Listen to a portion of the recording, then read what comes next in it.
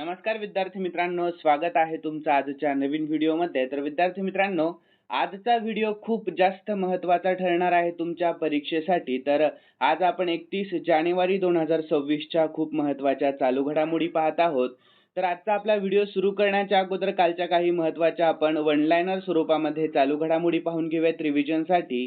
तर कालचा आपला पहिला प्रश्न, आपल्या महाराष्ट्र राज्याचा अर्थसंकल्प कोण मांडणार आहे? तर देवेंद्र फडणवीस मांडणार आहेत. यानंतर महाराष्ट्रामध्ये कोणत्या ऑपरेशन अंतर्गत 55 कोटींचे ड्रग्ज रॅकेट उद्ध्वस्त केले आहे? तर ऑपरेशन सह्याद्री चेकमेट यानंतर CRPF उपमहानिरीक्षक म्हणजेच DIG पदी नुकतीच कोणाची नियुक्ती करण्यात आली आहे? तर रविशंकर छबी यांची. यानंतर पुढील प्रश्न, तर कोणत्या राज्याने 2026 हे वर्ष कृषी वर्ष म्हणून नुकतेच घोषित केले आहे? तर मध्य प्रदेश या राज्याने. यानंतर महिला एकेरीमध्ये बॅडमिंटन 500चा सामने जिंकणारी पहिली भारतीय व जगातील 6वी शटलर कोण बनली आहे? तर स्टार PV सिंधू. यानंतर शासकीय रुग्णालय आणि शहरी आरोग्य केंद्रांमध्ये विशेष रजोनिवृत्ती क्लिनिक सुरू करणारे देशातील पहिले राज्य कोणते ठरले आहे? तर ते आहे आपले महाराष्ट्र राज्य. यानंतर विद्यार्थी मित्रांनो, पुढील प्रश्नाकडे वळूयात आपण. तर केरळ राज्याने जानेवारी 2026 मध्ये कोणत्या जीवाणूला अधिकृतपणे त्यांचा राज्य सूक्ष्मजीव म्हणून घोषित केले आहे? तर बॅसिलस सबटिलिस यानंतर पुढील प्रश्न, तर केरळ सरकारचा JC डॅनियल पुरस्कार 2024 कोणाला जाहीर करण्यात आला आहे? तर अभिनेत्री शारदा यांना. यानंतर कोणत्या भारतीय डॉक्टरला विली रिसर्च हिरोज पुरस्कार 2025 ने नुकतेच सन्मानित करण्यात आले आहे? तर डॉक्टर चंद्रकांत लहरिया यांना. यानंतर कालचा आपला 10वा आणि शेवटचा प्रश्न होता. तर विद्यार्थी मित्रांनो, दरवर्षी पंजाब केसरी लाला लजपत राय यांची जयंती कधी साजरी केली जात असते? तर 28 जानेवारी रोजी साजरी केली जाते. तर विद्यार्थी मित्रांनो, आपण आजच्या चालू घडामोडीकडे वळणार आहोत. आज तारीख आहे 31 जानेवारी 2026 ही. तर आजचा आपला पहिला आणि खूप महत्त्वाचा प्रश्न पाहून घेऊया. तर आपल्या महाराष्ट्राच्या पहिल्या महिला उपमुख्यमंत्री कोण ठरणार आहेत? तर याचे योग्य उत्तर आहे ऑप्शन C, सुनेत्राताई अजित पवार ठरणार आहेत. कोण? तर सुनेत्राताई अजित पवार. तर विद्यार्थी मित्रांनो, याविषयी शॉर्टमध्ये आपण महत्त्वाची माहिती देखील पाहून घेऊयात. तर आपल्या महाराष्ट्राच्या उपमुख्यमंत्री पदासाठी अजित पवार यांच्या पत्नी सुनेत्राताई अजित पवार यांच्या नावावर शिक्कामोर्तब झाल्या आहेत. तर 31 जानेवारीला त्या उपमुख्यमंत्री पदाची शपथ घेणार आहेत. तर त्यांचा राजकीय प्रवास जाणून घेऊयात आपण खालीलप्रमाणे. तर अजित पवार यांच्या निधनानंतर उपमुख्यमंत्री पद रिकामं झालं आहे. तर गेल्या 2 दिवसांपासून अजितदादांची जागा कोण घेणार असा प्रश्न उपस्थित होत होता. तर विद्यार्थी मित्रांनो, मात्र आता आपल्या महाराष्ट्राच्या उपमुख्यमंत्री पदासाठी अजित पवार यांच्या पत्नी सुनेत्राताई पवार यांच्या नावावर शिक्कामोर्तब झाले आहेत. तर 31 जानेवारीला त्या उपमुख्यमंत्री पदाची शपथ घेणार आहेत आणि राष्ट्रवादींच्या अनेक नेत्यांनी मुख्यमंत्री देवेंद्र फडणवीस यांची भेट घेतली होती. त्यानंतर आता त्यांच्या नावावर शिक्कामोर्तब झाले आहेत. तर विद्यार्थी मित्रांनो, आज आपण सुनेत्रा पवार यांचा राजकीय प्रवास कसा आहे हे पाहून घेऊयात आणि त्यांचे प्रारंभिक जीवन कसे होते याबाबत सविस्तर माहिती देखील पाहणार आहोत. तर जाणून घेऊयात आपण माहिती. तर कोण आहेत सुनेत्राताई पवार? तर सुनेत्रा पवार यांचा जन्म 18 ऑक्टोबर 1963 रोजी धाराशिव मध्ये झाला आणि सुनेत्रा पवार यांना जन्मापासूनच राजकीय वारसा लाभलेला होता. तर विद्यार्थी मित्रांनो, माजी मंत्री पद्मसिंह पाटील हे त्यांचे वडील आहेत आणि 1985 मध्ये सुनेत्रा पवार आणि अजित पवार यांचे लग्न झाले आणि लग्नानंतर सुनेत्रा पवार या प्रसिद्धीपासून खूप दूर राहिल्या. मात्र गेल्या काही वर्षांपासून त्या प्रचारादरम्यान अजित पवारांसोबत दिसल्या होत्या आणि त्यांनी 2024 ची लोकसभा निवडणूकही लढवली होती. मात्र यामध्ये त्यांचा पराभव झाला होता.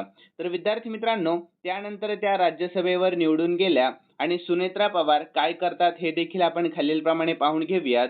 तर सुनेत्रा पवार या सध्या राष्ट्रवादी काँग्रेस पक्षाच्या नेत्या आहेत आणि राज्यसभेच्या खासदार देखील आहेत. तसेच त्या बारामती टेक्सटाईल कंपनीच्या अध्यक्ष देखील आहेत.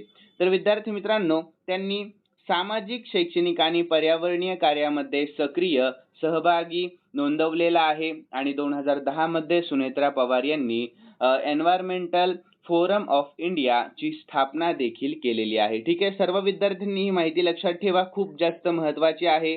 आणि ही संस्था सेंद्रिय शेती, पर्यावरण संरक्षण आणि शाश्वत विकासासाठी काम करते.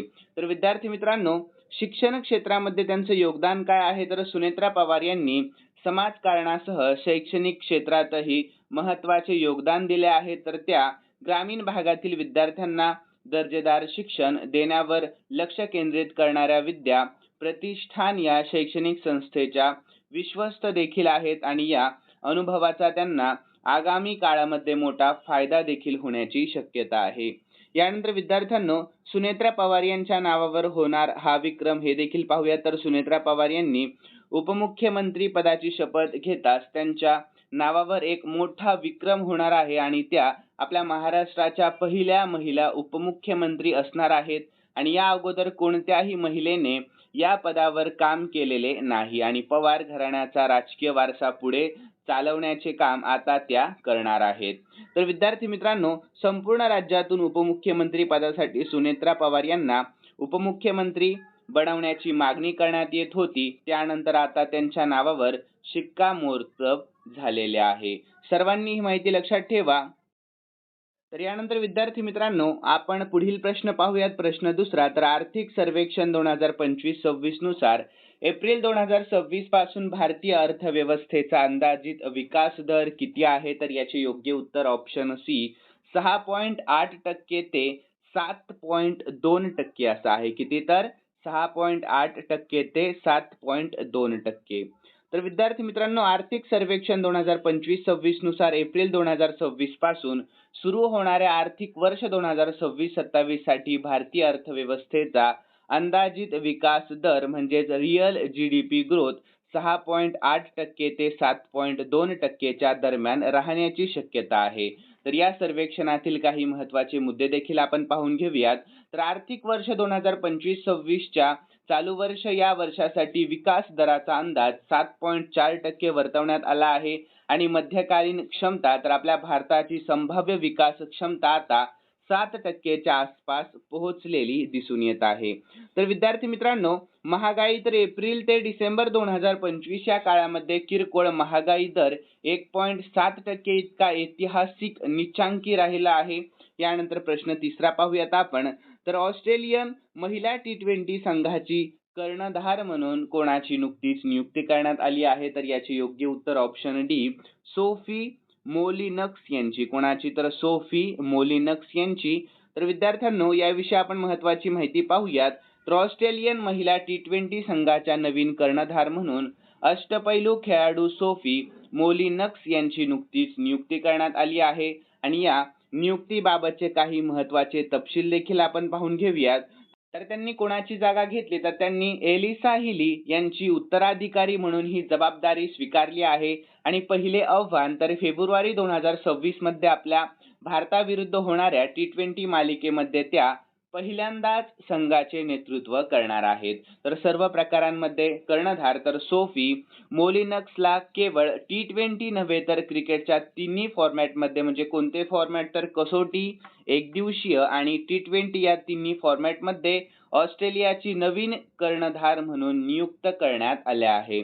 तर विद्यार्थी मित्रांनो, उपकर्णधार तर ताहलिया मॅकग्रा आणि ॲशले गार्डनर यांची संयुक्त उपकर्णधार म्हणून नुकतीच नियुक्ती करण्यात आली आहे.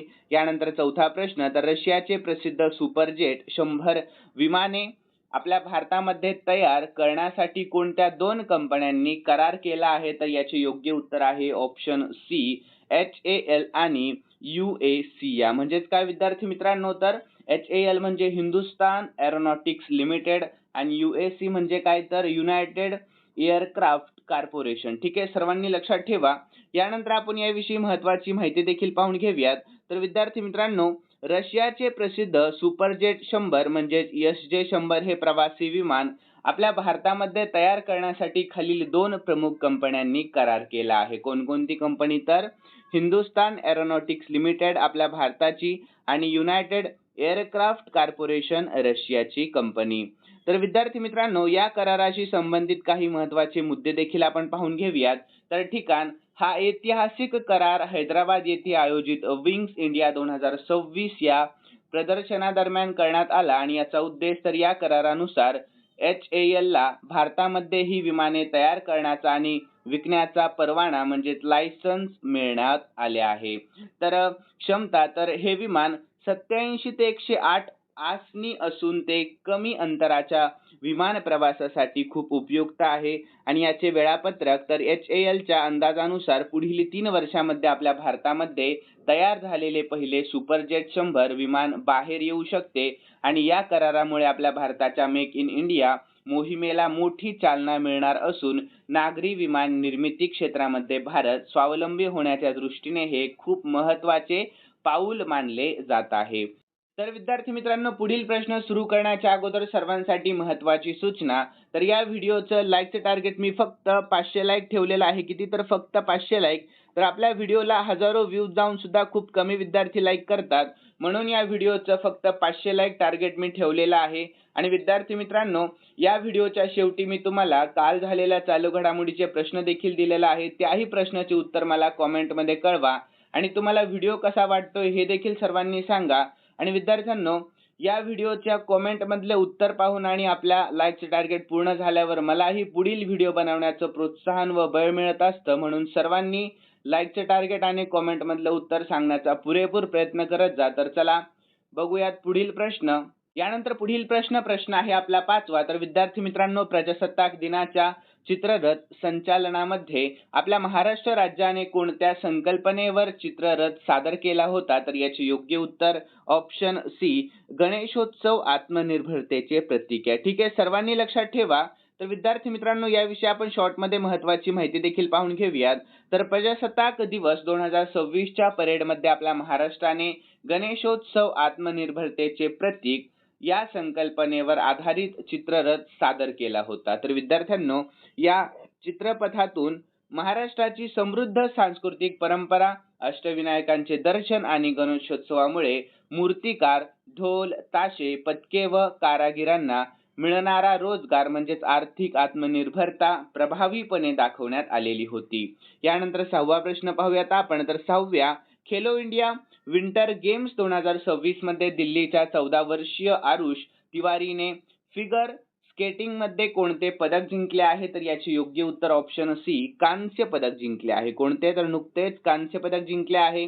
तर विद्यार्थ्यांनो, लेहमध्ये पार पडलेल्या 6व्या खेलो इंडिया विंटर गेम्स 2026 मध्ये दिल्लीच्या 14 वर्षीय आरुष तिवारीने फिगर स्केटिंग मध्ये कांस्य पदक म्हणजेच ब्रॉन्झ मेडल जिंकले आहे. तर या विजयाची काही महत्त्वाची वैशिष्ट्ये देखील आपण पाहून घेऊयात. तर विक्रम, तर आरुष हा त्यांच्या वयोगटातील सर्वात तरुण स्पर्धक होता, लक्षात ठेवा. आणि दिल्लीसाठी पहिले पदक, तर या स्पर्धेमध्ये दिल्ली संघासाठी पदक जिंकणारा तो पहिला खेळाडू ठरला आणि कॅटेगरी तर त्याने basic novice boys free skating प्रकारामध्ये 9.40 गुण मिळवून हे यश संपादन केलेले दिसून येत आहे. यानंतर पदार्पण, तर खेलो इंडिया विंटर गेम्स मध्ये यंदाच्या आवृत्तीमध्ये प्रथमच फिगर स्केटिंगचा समावेश करण्यात आला होता आणि या स्पर्धेमध्ये उत्तराखंडच्या आदर्श सिंह रावतने सुवर्ण तर हरियाणाच्या कपिल कौशिकने रौप्य पदक पटकावले आहे. यानंतर विद्यार्थी मित्रांनो, 7वा प्रश्न. तर प्रजासत्ताक दिनाच्या चित्ररथ संचालन 2026 मध्ये कोणत्या राज्याच्या चित्ररथाने पहिला क्रमांक मिळवला आहे? तर याचे योग्य उत्तर ऑप्शन डी, आपल्या महाराष्ट्र. कोणत्या? तर आपल्या महाराष्ट्र. तर विद्यार्थी मित्रांनो, याविषयी शॉर्टमध्ये महत्त्वाची माहिती पाहूयात. तर 2026च्या प्रजासत्ताक दिनाच्या संचालनामध्ये महाराष्ट्र राज्याच्या चित्ररथाने राज्याच्या श्रेणीमध्ये प्रथम क्रमांक म्हणजेच अव्वल क्रमांक पटकावला आहे. तर या यशाचे काही महत्त्वाचे तपशील पाहून घेऊयात. तर मुख्य संकल्पना थीम काय होती? तर महाराष्ट्राने गणेशोत्सव आत्मनिर्भरतेचे प्रतीक या विषयावर आपला चित्ररथ सादर केला होता. त्यानंतर पुढील प्रश्न आहे 8वा. तर विद्यार्थी मित्रांनो, भारतीय रेल्वेने आंध्र प्रदेशातील कोणत्या रेल्वे स्थानकावर ASC अर्जुन नावाचा पहिला ह्युमनॉइड रोबोट तैनात केला आहे? तर याचे योग्य उत्तर आहे ऑप्शन ए, विशाखापट्टणम या. कोणत्या? तर विशाखापट्टणम या. तर विद्यार्थी मित्रांनो, भारतीय रेल्वेने आंध्र प्रदेशातील विशाखापट्टणम रेल्वे स्थानकावर ASC अर्जुन नावाचा पहिला स्वदेशी बनावटीचा ह्युमनॉइड सुरक्षा रोबोट तैनात केला आहे, तर ईस्ट कोस्ट रेल्वेच्या अंतर्गत काम करणारा हा AI आधारित रोबोट रेल्वे सुरक्षा दल म्हणजेच RPF ला प्रवासी सुरक्षा, चेहरा ओळख आणि गर्दी व्यवस्थापनामध्ये मदत करतोय. यानंतर 9वा प्रश्न, तर नमो लक्ष्मी योजनेअंतर्गत कोणत्या राज्य सरकारने मुलींसाठी 1250 कोटी रुपयांची आर्थिक मदत जाहीर केली आहे? तर याचे योग्य उत्तर ऑप्शन डी गुजरात या कोणत्या तर गुजरात या राज्य सरकारने. तर विद्यार्थ्यांनो, याविषयी शॉर्टमध्ये महत्त्वाची माहिती देखील पाहून घेऊयात आपण. तर नमो लक्ष्मी योजनेअंतर्गत मुलींच्या शिक्षणासाठी गुजरात राज्य सरकारने 1250 कोटी रुपयांची आर्थिक मदत जाहीर केली आहे. तर या योजनेची महत्त्वाची माहिती देखील आपण पाहून घेऊयात. तर या योजनेचे उद्दिष्ट आहे तर 9वी ते 12वी मध्ये शिकणाऱ्या मुलींना माध्यमिक आणि उच्च माध्यमिक शिक्षण पूर्ण करण्यासाठी प्रोत्साहन देणे आणि शाळा सोडण्याचे प्रमाण कमी करणे. आणि लाभार्थी, तर या योजनेचा फायदा राज्यातील सुमारे 12 लाख मुलींना होणार आहे. आणि मदत, तर पात्र मुलींना 4 वर्षाच्या कालावधीमध्ये एकूण 50,000 रुपयांची आर्थिक मदत थेट बँक खात्यामध्ये जमा केली जाणार आहे. आणि याचे बजेट तर 2025-26 या शैक्षणिक वर्षासाठी गुजरात सरकारने या योजनेसाठी 1250 कोटी रुपयांची तरतूद देखील मंजूर केलेली दिसून येत आहे. यानंतर 10वा प्रश्न, हा प्रश्न आपल्या दिनविशेषवर आधारित आहे. तर विद्यार्थी मित्रांनो, दरवर्षी महात्मा गांधी यांच्या पुण्यतिथी निमित्त हुतात्मा दिवस कधी साजरा केला जात असतो? तर याचे योग्य उत्तर ऑप्शन सी 30 जानेवारी रोजी साजरा केला जात असतो. केव्हा? तर 30 जानेवारी रोजी. तर विद्यार्थी मित्रांनो, याविषयी आपण शॉर्टमध्ये महत्त्वाची माहिती देखील पाहून घेऊयात. तर दरवर्षी 30 जानेवारी रोजी महात्मा गांधी यांची पुण्यतिथी हुतात्मा दिवस म्हणजेच शहीद दिवस म्हणून पाळला जात असतो. आणि 30 जानेवारी 1948 रोजी गांधीजींची हत्या करण्यात आली होती. आणि त्यांच्या बलिदानाचे स्मरण करण्यासाठी या दिवशी देशभरामध्ये विशेषतः नवी दिल्लीतील राजघाट येथे प्रार्थना सभांचे आयोजन करून श्रद्धांजली वाहिली जाते व 2 मिनिटे शांतता पाळली जात असते. तर तारीख लक्षात ठेवा सर्वांनी, 30 जानेवारी दरवर्षीची तारीख आहे. आणि महत्त्व, राष्ट्रपिता महात्मा गांधींच्या पुण्यतिथी निमित्त त्यांना आणि देशासाठी बलिदान देणाऱ्या हुतात्म्यांना आदरांजली वाहणे. यानंतर विद्यार्थी मित्रांनो, कृती काय? तर या दिवशी विशेषतः सकाळी 11 वाजता राष्ट्रभक्तीची भावना व्यक्त करण्यासाठी मौन पाळले जात असते. यानंतर विद्यार्थी मित्रांनो, खालील प्रश्न मी स्पेशली तुमच्यासाठी ठेवलेला आहे आणि हा प्रश्न आपण काल झालेल्या चालू घडामोडीमध्ये पाहिला होता. तर सर्व विद्यार्थ्यांनी या प्रश्नाचे उत्तर आपल्या कॉमेंटमध्ये कळवायचे आहे. तर प्रश्न पाहून घेऊया. तर महाराष्ट्र राज्याचा अर्थसंकल्प कोण मांडणार आहे? तर सर्वांनी या प्रश्नाचे उत्तर आपल्या कॉमेंटमध्ये सांगा. आणि खरं विद्यार्थ्यांनो, तुम्हाला व्हिडिओ कसा वाटला हे देखील सर्वांनी आपल्या कॉमेंटमध्ये कळवा. आणि जाता जाता सर्वांनी या व्हिडिओला लाईक करा, शेअर करा आणि सबस्क्राईब करायला अजिबात विसरू नका. तर चला आपण भेटूयात नवीन व्हिडिओमध्ये. तर विद्यार्थी मित्रांनो, या व्हिडिओचं लाईकचं टार्गेट मी फक्त 500 लाईक ठेवलेलं आहे. किती? तर फक्त 500 लाईक. तर सर्वांनी आपले 500 लाईक लवकरात लवकर पूर्ण करा. तर चला भेटूयात नवीन व्हिडिओमध्ये. धन्यवाद.